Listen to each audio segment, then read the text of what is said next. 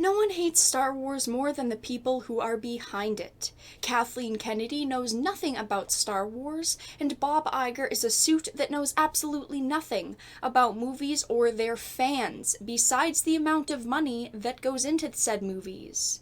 You may think that as a businessman, he should know to never insult or talk down to fans of billion-dollar franchises, but apparently he has forgotten since he recently admitted that their next direction for the Star Wars franchise is going to be completely different than it has been, since you can't make everyone happy anyway, so they might as well go in the direction that they want.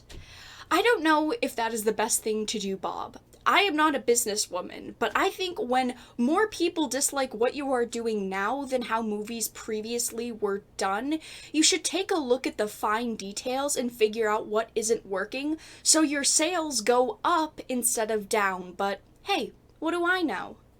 So Bob Iger recently did an interview that was discussed in a Wall Street Journal article. Let's keep in mind the Wall Street Journal is owned by a major Disney shareholder, and I wanted to look at one specific part of it. A lot of it does look at fans in a very negative way, and it overall is a mess, but let's see what Iger has said now. "We are walking a very fine line," Mr. Iger said, he told him. "If we do not satisfy the most ardent fan, we would be killed." The new Rise of Skywalker is still expected to be a blockbuster, and though alienated by The Last Jedi, have turned to Mr. Abrams with hope. One executive who has worked with Mr. Abrams has said the director is keeping longtime fans in mind, saying it is like an invisible fan is whispering in his ear during story meetings.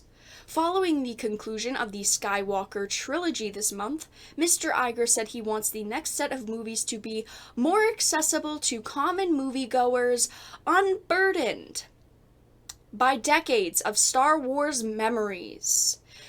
But he knows that will likely alienate some fans. "You cannot make everyone happy," he said. "If you're going to update a property," he said, "you might as well stick it in a museum and watch it get old." Unburdened by decades of Star Wars memories. This is the problem with Disney and the people trying to create the new generation of Star Wars. This statement confirms that they want to appeal to a new audience. They want it to be as relevant to modern day as possible, but they are still trying to appeal to the wrong people here.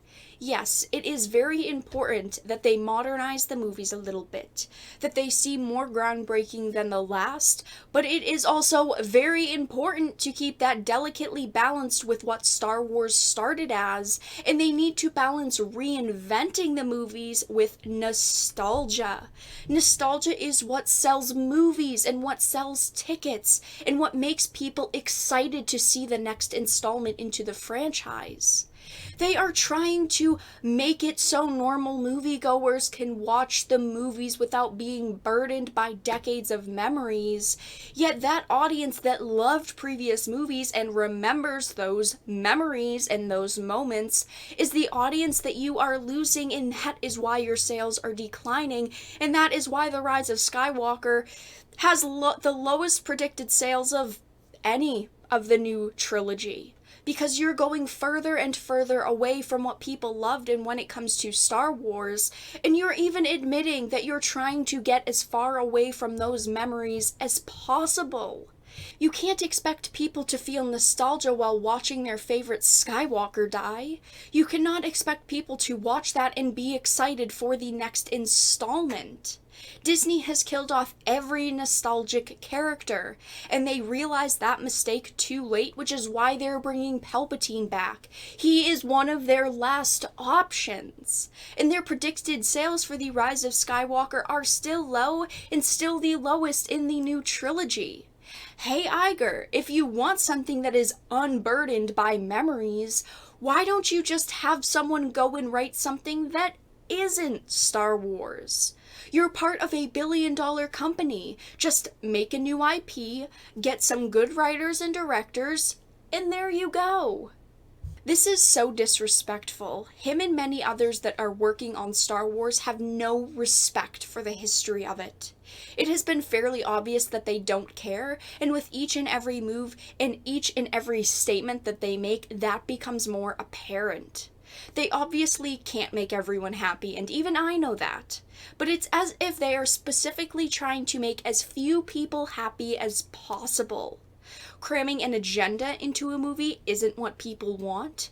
Cramming in Mary Sue characters isn't what people want. But they are going to do it to create discussions around their movies. People at Disney do not truly care about diversity and inclusivity. Stockholders do not care about diversity and inclusivity. They care about making money.